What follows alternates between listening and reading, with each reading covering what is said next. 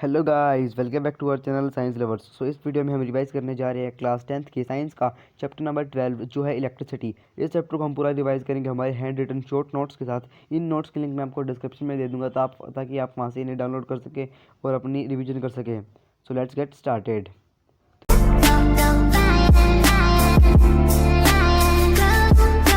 यहाँ पे जो हम सबसे पहले देखते हैं कि यहाँ पे हमारा जो चैप्टर है इलेक्ट्रिसिटी वो बेस्ड है इलेक्ट्रिक करंट पे। इसका बेसिक पॉइंट बिल्कुल इलेक्ट्रिक करंट है। इलेक्ट्रिक करंट होता है rate of flow of electrons. जब भी यहाँ पे कहीं पे भी आपको रेट ऑफ वर्ड दिख जाए, इसका मतलब होता है पर गिवन टाइम, यानी गिवन टाइम में वो जो काम होता है उसको क्या बोलते हैं। यानी कि हमें पता है कि हाँ इलेक्ट्रॉन्स फ्लो होते हैं जब भी करंट पास होता है।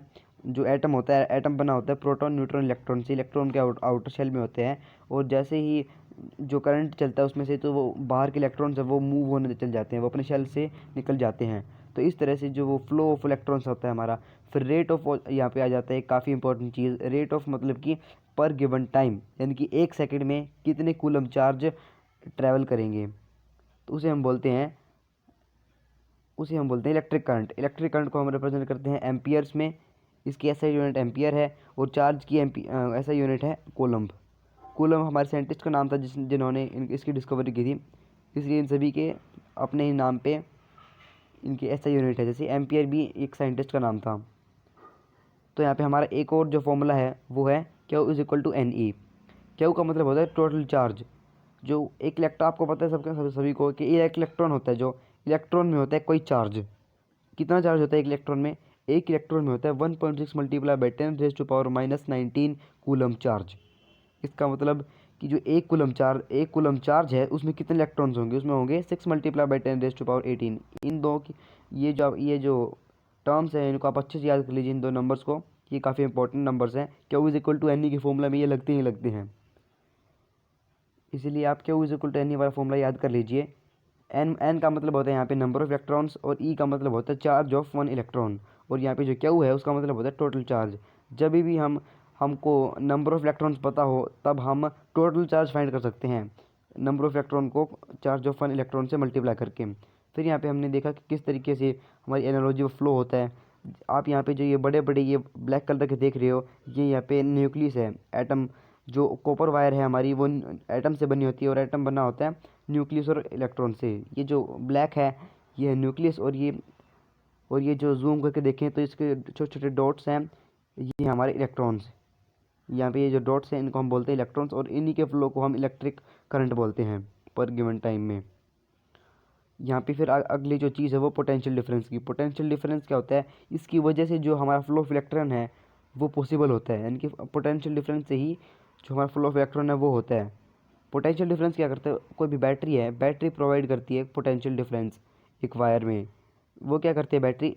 जो वो बैटरी बनी होती है अपने एटम्स की, और उन एटम्स में क्या करती है बैटरी, जो यहाँ पे एक तरफ इकट्ठा कर देती है इलेक्ट्रॉन्स को, और जिस तरफ वो इकट्ठा करती है इलेक्ट्रॉन्स को उसको हम बोलते हैं नेगेटिव, क्योंकि वहाँ पे इलेक्ट्रॉन्स नेगेटिव साइन होता है, इलेक्ट्रॉन्स का नेगेटिव चार्ज होता है।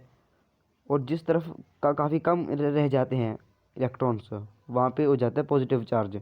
फिर क्या होता है, यहाँ पे जो ये हमारे इलेक्ट्रॉन्स हैं ये यहाँ पे इकट्ठे तो हो नहीं सकते, क्योंकि जो लाइक चार्ज है वो रिपेल करेंगे, तो यानी इधर उधर भागेंगे। तो जहाँ पे भी इनको रास्ता मिलेगा यहाँ से फिर को रास्ता मिलेगा, फिर यहाँ पे ऐसे इस हमारा जो ये करंट है इसमें ट्रैवल हो जाएगा वायर में अगर आप इसको जूम करके देखें तो यहाँ पे क्या होगा, इसे नीचे की तरफ यहाँ पे इलेक्ट्रॉन्स फ्लो हो रहे होंगे। कैसे? क्योंकि यहाँ पे ऐसा नहीं है कि ये सारे इलेक्ट्रॉन्स यहाँ पे आए हैं, नहीं, ऐसा बिल्कुल भी नहीं है। उसके बारे में हम आगे आगे पढ़ेंगे। बल्कि ऐसा होता है इनकी वजह से ये वाले रिपेल हुए, इनकी वजह से ये वाले रिपेल हुए, और इनकी वजह से ये वाले, और इनकी वजह से ये वाले रिपेल हुए। ऐसा नहीं है कि बिल्कुल ये का ये जो ग्रुप है ये यूं का यूं यहाँ पे आ गया, ऐसा नहीं हुआ। इनकी वजह से ये वाला जो इससे ऊपर वाला जो ग्रुप है यहाँ पे वो आगे आया है। ये जो इलेक्ट्रॉन्स हैं यहाँ पे ये रिपल्शन से मूव करते हैं। ये जब ये एक दूसरे के जो लाइक चार्जेस हैं, जब ये इनको अपने आप को ये रिपेल करने लगते हैं तो ये दूर भागने लगते हैं अपने आप से, और कोई भी रास्ता ढूंढ लेते हैं, और उस रास्ते से वो गुजर जाते हैं जहाँ कभी भी उसको कोई भी एक वायर दिखे। यहाँ से फॉर एग्जांपल हमने वायर कनेक्ट की थी। फिर यहाँ पे जो पोटेंशियल डिफरेंस है, यहाँ पे क्या किया, ये जो यहाँ पे फॉर एग्जांपल हमारा कोई 1 कूलम चार्ज है यहाँ पे, इस 1 कूलम चार्ज पे जो पहले वाले इलेक्ट्रॉन्स है उन्होंने यहाँ पे कोई वर्क किया, रिपल्शन का वर्क किया, यानी कि ये जो हमारा चार्ज है इसके ऊपर वर्क हुआ है। वर्क किसने किया है? इसके पहले वाले इलेक्ट्रॉन्स ने। ये कैसा वर्क था? ये था वर्क था रिपल्शन का। और ये जो वर्क है, कि जब 1 कूलम चार्ज है उसे हम बोलते हैं वी, यानी कि वोल्टेज। 1 कूलम चार्ज पे जितना वर्क हो लगता है उसे हम डिनोट करते हैं वी से। इसका मतलब कि work done per unit, work done पर कूलम। फिर यहाँ पे हमारे ये सर्किट डायग्राम के, इसमें काफ़ी सारे हम ये पढ़ेंगे यहाँ पे इनके डायग्राम्स।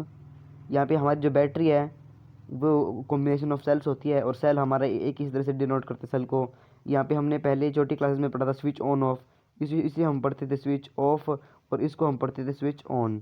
तो अब ये हमारा कट गया है। अब क्या आया है? अब यहाँ पे इस तरीके से हो चुका है हमारा। इस तरीके से जब ये होगा तो जब ऑन होगा बीच में होगा, और जब बीच में से हट जाएगा तब क्या होगा? तब होगा यहाँ पे ऑफ। वायर जॉइंट इस तरीके से होगा, यानी कि अगर वो यहाँ पे जुड़ी हुई है तो यहाँ पे हम डार्क सर्कल कर देंगे, और यहाँ पे अगर जो वैसे क्रॉस हो रही है तो इस तरीके से ऊपर आ जाएगा। बल्ब हमारा पुराना वही है इस तरीके से।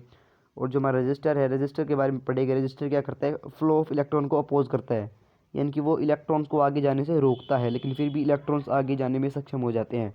रजिस्टर को हम इस तरीके से डिनोट करते हैं। और जो हमारा रियोस्टेट है, यानी कि रियोस्टेट मतलब कि एक ऐसा रजिस्टर होता है जिसकी वैल्यू हम चेंज कर सकते हैं, उसको हम ऐसे रिप्रेजेंट करते हैं इस तरीके से।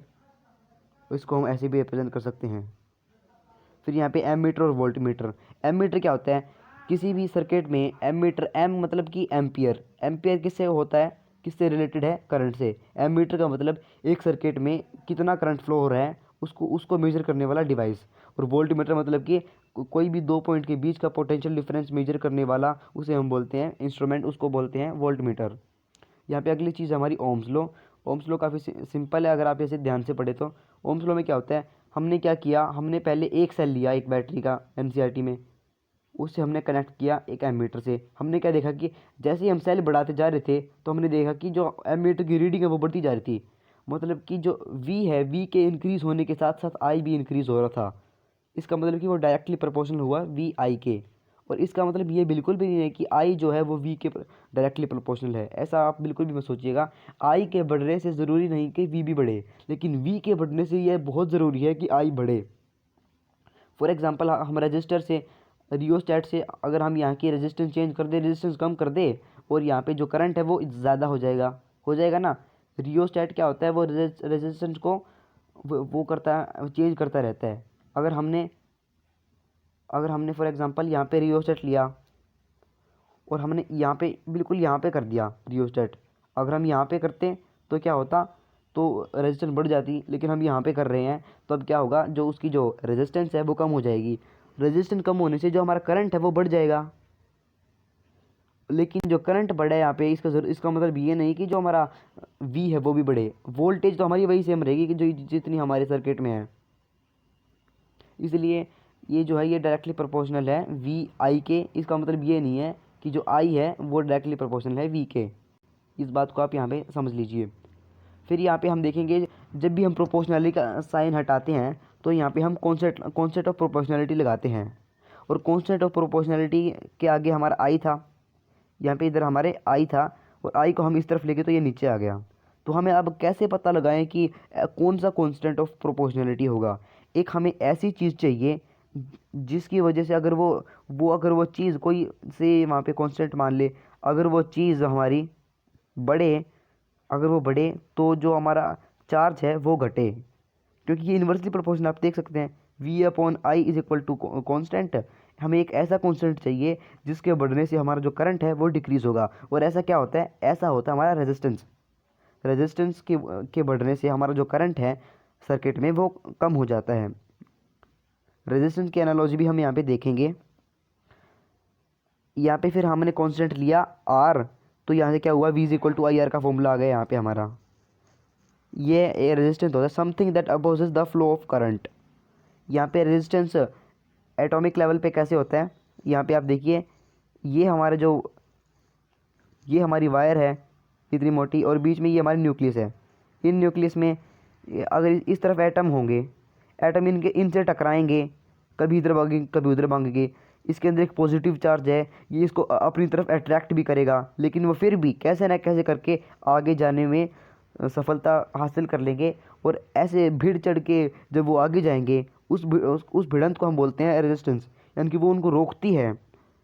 इस जो ये जो हमारा कॉन्सेप्ट है, इसको हम बोलते हैं रेजिस्टेंस। ये रेजिस्टेंस है, ये काफ़ी सारे फैक्टर्स पे डिपेंड करती है। पहला है लेंथ।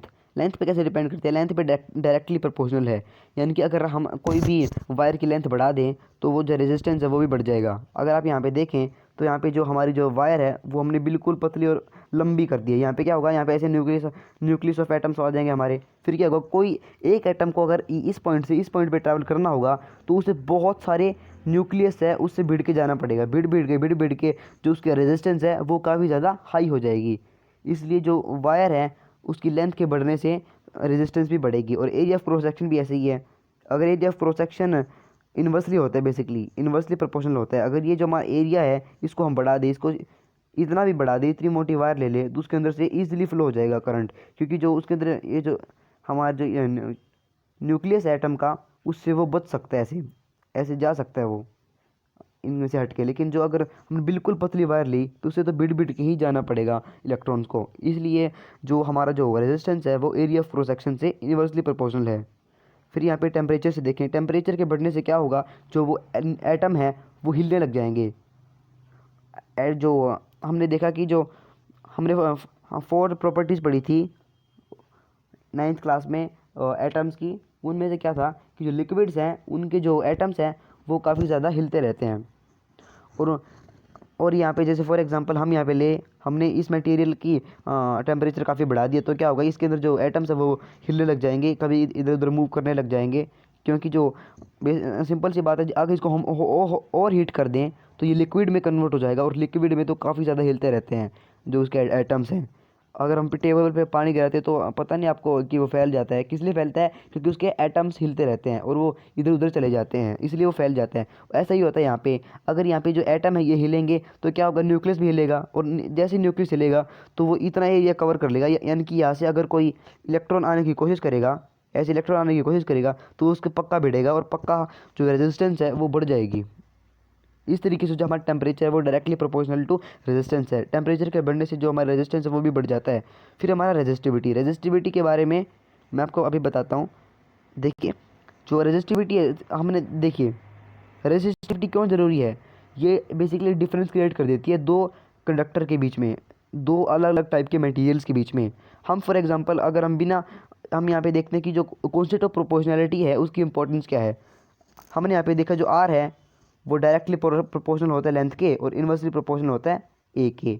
हम यहाँ पे सीधा क्या करते हैं, सीधा हम यहाँ पे एक काम करते हैं से हम यहाँ पे ये जो हमारा आर है ये लेंथ के डायरेक्टली प्रोपोर्शनल है, ए के ये इन्वर्सली प्रोपोर्शनल है। हम इसको हम इज इक्वल टू से रिप्लेस कर देते हैं। फिर हमारी जो ये इक्वेशन है वो बन जाएगी R is equal to L A.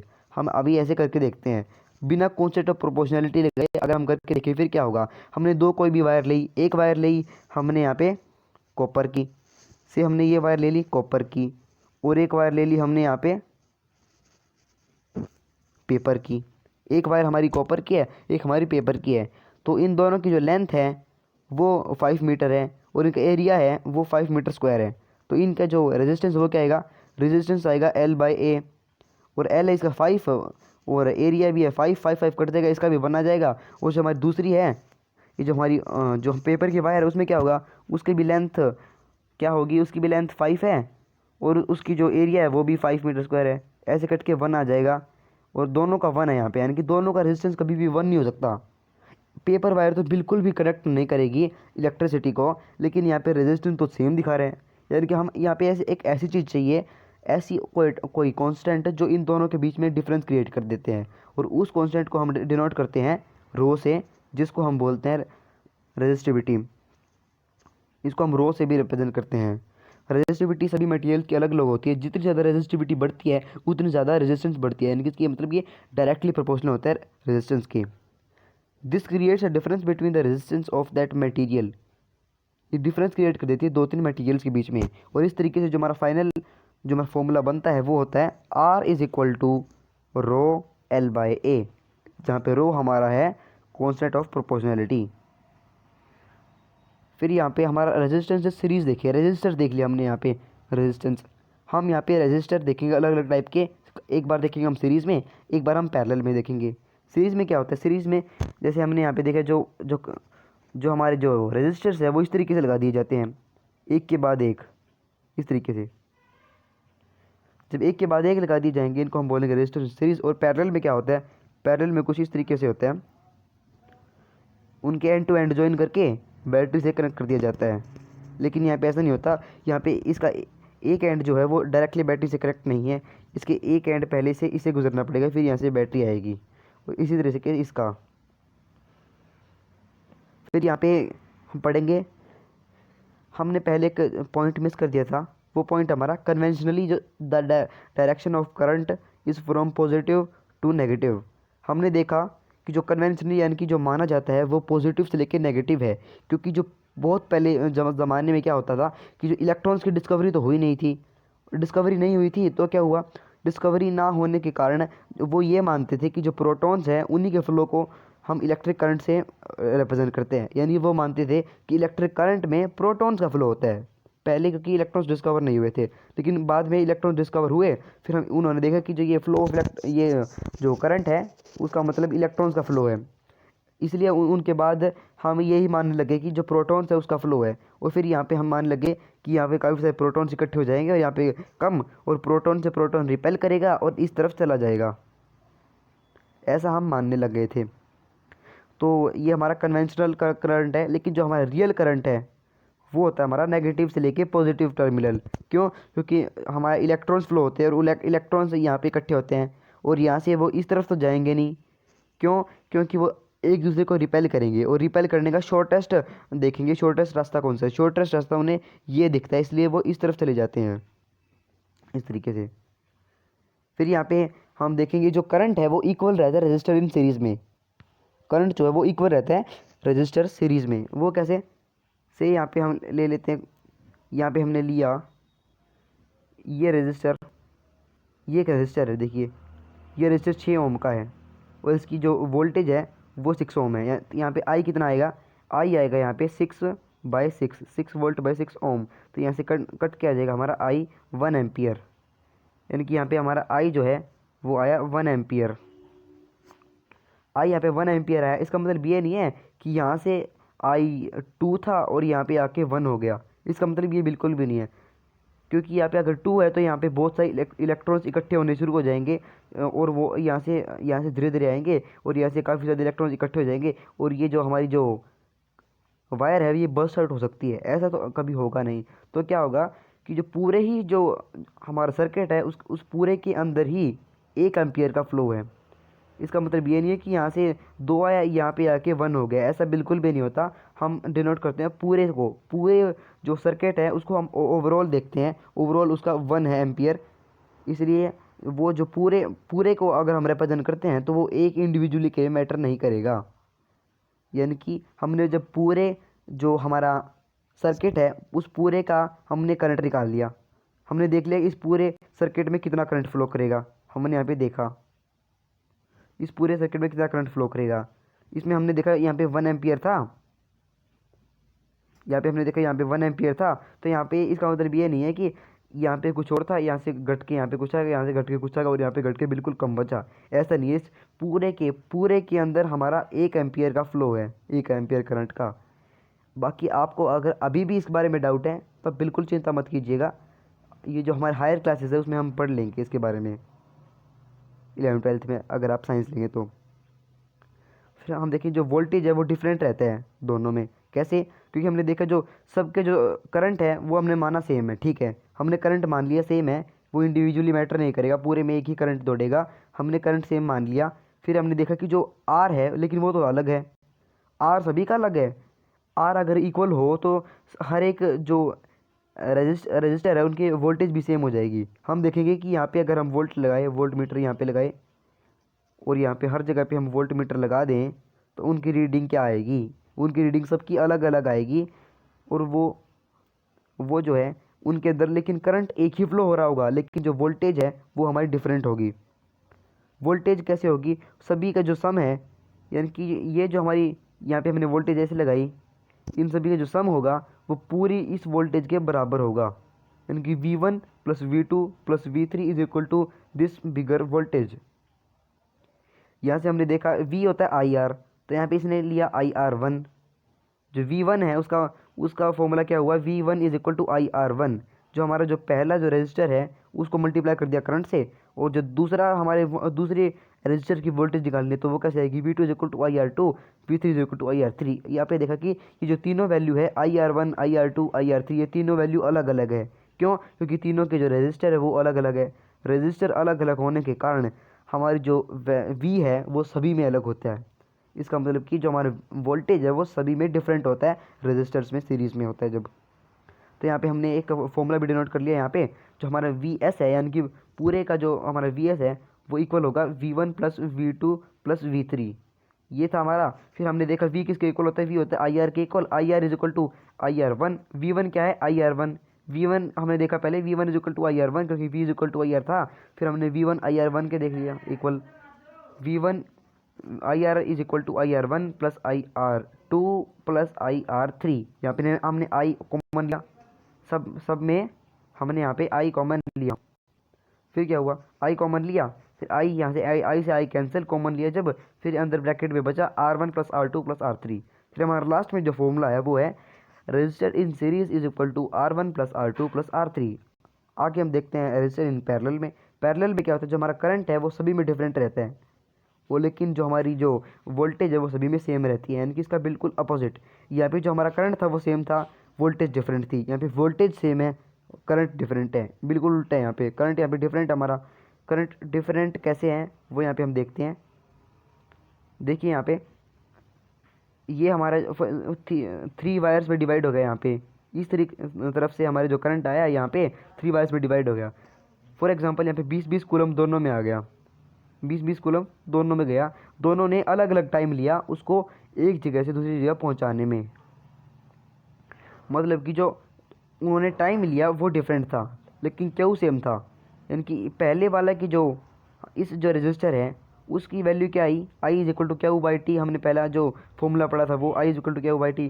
Q हमारा सेम है, 20 मान लेते, 20 नीचे हमारा से टी आ गया, तो यहाँ पे आई इज इक्वल टू, यहाँ पे हमारा I is equal to T1 20/T1 और I2 is equal to 20/T2। ये हमारे दो फॉर्मूले बन गए। इससे पता चलता है कि जो हमारा करंट है वो डिफरेंट रहता है पैरेलल सर्किट में, क्योंकि वो जो कूलम है वो बढ़ जाते हैं और वो अलग अलग टाइम लेता है उसे एक यहाँ पे कवर करने में, इसलिए जो करंट है वो डिफरेंट हो जाता है। फिर यहाँ पे हम देखते हैं वोल्टेज सेम क्यों रहती है पैरेलल में? वोल्टेज सेम इसलिए रहती है, देखिए यहाँ पे वोल्टेज जैसे देखिए हमारी यहाँ पे ये हमने सर्किट लिया, इसकी जो वैल्यू है वो 5 ओम है, इसकी वैल्यू है 10 ओम इस रजिस्टर की। फिर यहाँ पे क्या हुआ? ये जो हमारा जो बैटरी है इसकी जो वैल्यू है वो 10 वोल्ट की, 10 वोल्ट की इसकी बैटरी है, ऊपर 5 ओम 10 ओम इस तरीके से हमारा आ गया। ठीक है। फिर हमने यहाँ पे देखा कि हम बिना कैलकुलेशन किए यहाँ पे हम पता लगाए कि यहाँ पे 1 एम्पियर का करंट है। हमने बिना कैलकुलेशन के यहाँ पे हमने देख लिया कि यहाँ पे 1 एम्पियर करंट है, तो यहाँ पे कितने का होगा? सोचने की बात ये देखिए, यहाँ पे अगर यहाँ पे 1 एम्पियर का करंट है, 1 एम्पियर का करंट इसमें से जा रहा है, यहाँ पे रेजिस्टेंस ज़्यादा है, यहाँ पे रेजिस्टेंस हाफ हो गई, तो यहाँ से करंट भी अब डबल हो जाएगा, क्योंकि जो करंट है वो इन्वर्सली प्रोपोर्शनल टू रेजिस्टेंस है। रेजिस्टेंस अगर डबल हो गई तो जो करंट है वो हाफ हो जाएगा। यहाँ पे रेजिस्टेंस जो है वो यहाँ पे हमारी हाफ होगी, करंट डबल हो जाएगा, 1 का डबल 2 हो गया यहाँ पे हमारे। तो यहाँ पे हम देखें जो V है, V कितना आएगा? V1 इसका 5 ओम है, ये 5 ओम है हमारा। V होता है IR, I है हमारा 2 और R है हमारा 5, यहाँ पे आ जाएगा 10। और दूसरा क्या है? यहाँ पे V है हमारा 1 एम्पियर और यहाँ पे ये हमारा 10, यहाँ पे 10। दोनों में हमने देखा कि दोनों में जो वोल्टेज है वो सेम रही।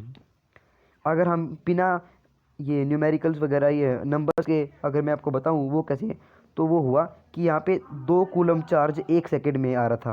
यहाँ पे आप देखिए 2 कूलम चार्ज 1 सेकंड में आ रहा था, यहाँ पे 1 कूलम चार्ज आ रहा था 1 सेकंड में। इसका मतलब यही हुआ एम्पियर का, 1 कूलम चार्ज आ रहा था यहाँ पे 1 सेकंड में, और यहाँ पे 2 कूलम चार्ज आ रहा था 1 सेकंड में। तो यहाँ पे इसको जो है कितना वर्क करना पड़ेगा।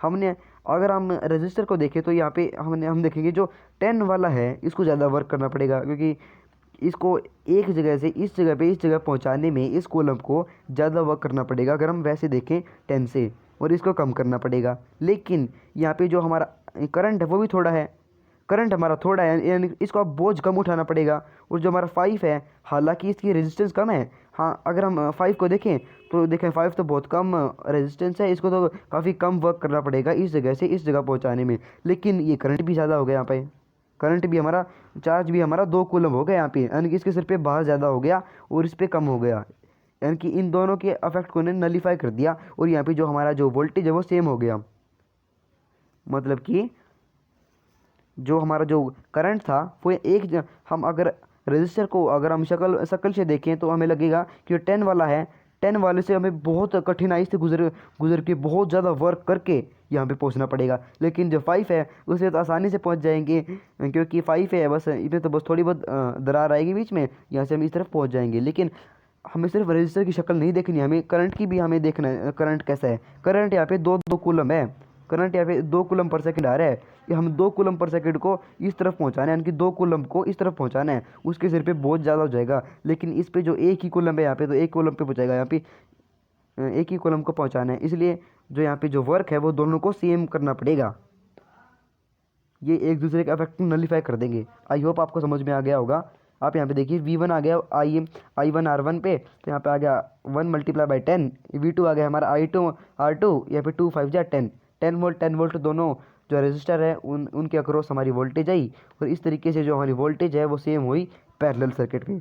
और आखिरी ये जो हम देखें जो आई, आपने देखा आई जो है कॉन्स्टिट्यूएंट उसके करंट है उसके इक्वल रहते हैं, यानी कि हमारा ये जो आई आया हमारे यहाँ पे वो 2 हिस्सों में बट गया, टाइम दोनों ने अलग अलग लिया, इसलिए हमने देखा कि यहाँ पे एम्पियर कुछ अलग होगा और यहाँ पे एम्पियर हमारा जो है वो कुछ अलग होगा। इसलिए हमने यहाँ पे एक फॉर्मूला बना दिया।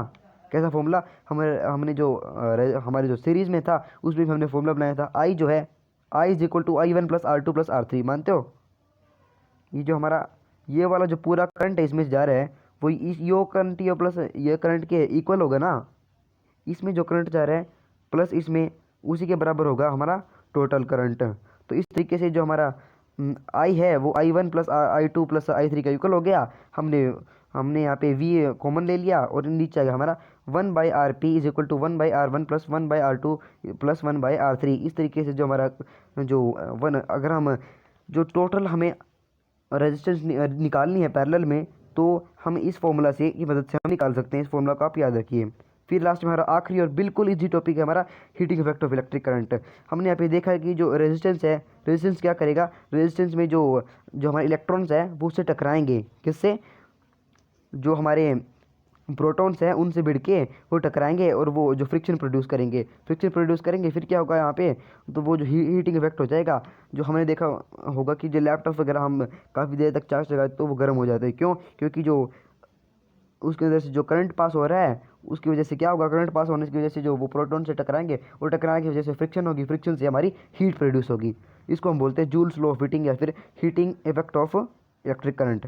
फिर यहाँ पे हम देखें जो पावर होती है वो इक्वल होती है वेट अपॉन टाइम, सॉरी यहाँ पे हमारा जो W है वो वर्क है, work done per unit time is called हमारा पावर। ये हमने 9th क्लास में देखा था, work done per unit time. ठीक है, हम यहाँ पे वर्क को क्या लिख सकते हैं, वर्क को हम VQ लिख सकते हैं, क्यों हम उस तरफ ले जाएं तो वर्क को हम VQ लिख सकते हैं, यानी कि ऊपर हमारे वर्क को VQ लिख दिया। ठीक है, फिर हम VQ/T को कैसे लिख सकते हैं, V × Q/T लिख सकते हैं जी हाँ। और Q/T को हम क्या लिख सकते हैं, Q/T को हम लिख सकते हैं I P × I। और अगर हम दोनों साइड मल्टीप्लाई करें, P को हम T से मल्टीप्लाई करेंगे तो क्या होगा, इस तरफ लिया T को, PT होगा हमारा W, यानी कि हमारा जो वर्क डन है वो आ जाएगा VIT के बराबर, वर्क डन आ जाएगा हमारा VIT के बराबर। और अगर हम V का भी ओम्स लॉ लगाएं तो V आ जाएगा हमारा IR, और IR × IT क्या हो जाएगा हमारा I² RT। इस तरीके से जो हमारा हीट है, आप यहाँ पे जो हमारा वर्क डन है यहाँ पे हमने देखा work done per unit time, work done ही हमारा हीट है, जितना वो काम करेगा उतनी उतनी तो हीट प्रोड्यूस होगी। इसलिए आप यहाँ पे देखिए जो पावर इंटू टाइम हमारा हो गया वर्क डन, और ये हमारा हो गया हीट एनर्जी। वर्क डन और हीट एनर्जी को यहाँ पे एक ही चीज़ माना गया है, इसलिए हमारा जो हीट है वो हो गया I²RT। इसके प्रैक्टिकल एप्लीकेशंस है इलेक्ट्रिकल हीटर्स में, टोस्टर्स, बल्ब्स, इलेक्ट्रिकल ओवंस और फ्यूज़ में काफ़ी ज़्यादा इसकी इंपॉर्टेंस होती है। फ्यूज़ एक ऐसी मटेरियल से बना होता है जिसमें क्या होता है, जिसमें जो आसानी से वो टूट जाता है, अगर ज़्यादा करंट पास हो हीट की वजह से वो टूट जाती है। और इलेक्ट्रिक हीटर्स में क्या होता है, हीटर्स में बेसिकली एक वो लगाया जाता है एलॉय। एलॉय क्या होता है, एलॉय की रेजिस्टिविटी ज़्यादा होती है, जिसकी वजह से उसके अंदर जो रेजिस्टेंस है वो बढ़ जाती है। और रेजिस्टेंस के बढ़ने से क्या होता है, रेजिस्टेंस के बढ़ने से हमारी जो है रेजिस्टेंस यहाँ पे हम बढ़ी, यहाँ पे क्या होगा फिर हीट भी हमारी बढ़ जाएगी, क्योंकि जो हमारा हीट है वो इक्वल है I²RT। फिर हमारा देखेंगे जो पावर है, पावर होता है हमारा VI। हमने पहले यहाँ पे देखा rate of consuming electricity, power हमने ऊपर देखा था, पावर था ऊपर VI। यहाँ पे आप देखिए जो पावर है हमने यहाँ पे देखा VI था पावर, हमने यूँ का जो पावर VI लिख लिया नीचे, और I को हम क्या लिख सकते हैं, V को हम IR लिख सकते हैं, V को हम IR लिख सकते हैं, तो IR इंटू I क्या हो गया हमारा I²R। ओके, और I को हम क्या लिख सकते हैं, I को हम V/R भी लिख सकते हैं, I को हम V/R भी लिख सकते हैं, V/R आ गया तो यहाँ पे आ गया V²/R। इस तरीके से हमारा हमने 3 फॉर्मूले बना लिए पावर के। पावर का मतलब होता है rate of consumption of energy, rate of consumption of energy, यानी कि किस रेट से वो जो इलेक्ट्रॉन्स है उनको कंज्यूम कर रहे हैं हमारा कोई भी जो इलेक्ट्रिकल हीटर है, टोस्टर है। इस तरीके से हमारा जो होता है पावर का कॉन्सेप्ट है। और जब पावर को हम वॉट में रिप्रेजेंट करते हैं, वॉट भी हमारा साइंटिस्ट का नाम था, इन्होंने अब अपने ही नाम से अपने ऐसा यूनिट रख दिया। पावर का जो ऐसा यूनिट है वो वॉट, और पावर होती है VI। ये जो हमारा I²R है इसको हम सीरीज़ में यूज़ करते हैं, क्यों, क्योंकि सीरीज़ में I हमारा सेम रहता है थ्रू आउट अ सर्किट, इसलिए हम किसी भी एक सर्किट की अगर हमें निकालनी हो, अगर उसके अंदर से पावर निकालनी होता है, क्या करें हम I²R निकाल देंगे, क्योंकि I दोनों में बराबर होता है, और पैरेलल में हम लगाते हैं V²/R। इसका कॉन्सेप्ट आपको क्लियर हो गया होगा। और किलोवाट आर को अगर हम निकालें, किलोवाट आर में क्या होगा, किलोवाट यानी कि 1 किलोवाट होता है 1000 वाट के बराबर, और 1 आर में कितनी सेकंड होती है 3600 के सेकंड होती है। इसलिए ये क्या बना 3.6 मल्टीप्लाई बाई 10⁻⁶ जूल्स। इसलिए जो हमारा 1 किलोवाट आर है वो बना 3.6 मल्टीप्लाई बाई 10⁻⁴ जूल्स के इक्वल। इस तरीके से हमारा चैप्टर वो यहीं पे ख़त्म हो जाता है। आई होप आपको वीडियो पसंद आई होगी। आपको वीडियो पसंद आई तो इसे लाइक कीजिए, अगर आप हमारे चैनल पे नए हैं तो चैनल को सब्सक्राइब कीजिए, और हमें कमेंट में भी लिख के बताइए आपको किस जगह पे डाउट है, किस टाइम पे आपको डाउट लगी। Thanks for watching.